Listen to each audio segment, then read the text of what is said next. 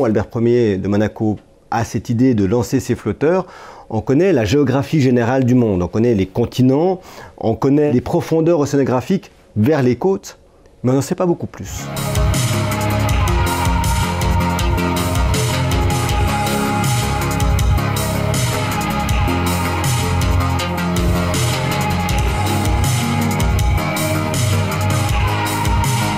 Dans le but d'étudier les courants de la mer, avec l'aide du conseil municipal de la ville de Paris, ce papier a été jeté à la mer par les soins de S.A. le prince héréditaire de Monaco, à bord de son yacht l'Hirondelle, en sa présence.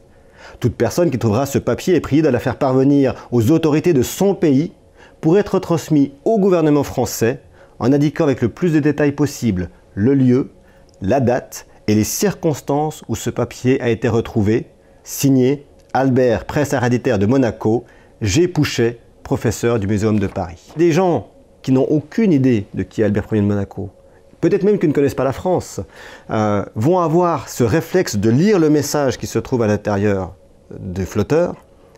de comprendre l'idée simple de ce message, renvoyez-moi en France avec le plus d'indications possible de où est-ce que vous m'avez retrouvé et à l'heure exacte d'où vous m'avez retrouvé. Et les gens vont le faire. Et oui, c'est une avancée énorme puisqu'on va comprendre pour la première fois le réseau des courants marins d'Atlantique Nord et ça va être la base pratiquement de toute l'océanographie qui va suivre de l'Atlantique Nord et de l'Atlantique Sud.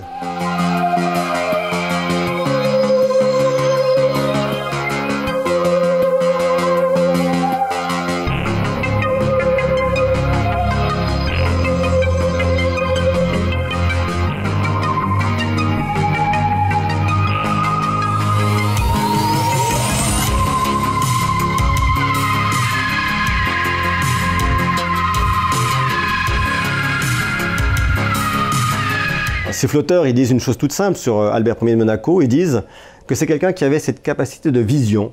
d'ouverture d'esprit, et de comprendre que le monde ne se situe pas en un seul point, mais se situe dans une immensité globale qui relie les points les uns aux autres, et qu'il faut comprendre l'ailleurs pour comprendre le chez soi. Et je crois que ça en fait un des grands explorateurs modernes, et qu'encore aujourd'hui, il inspire les explorateurs d'aujourd'hui.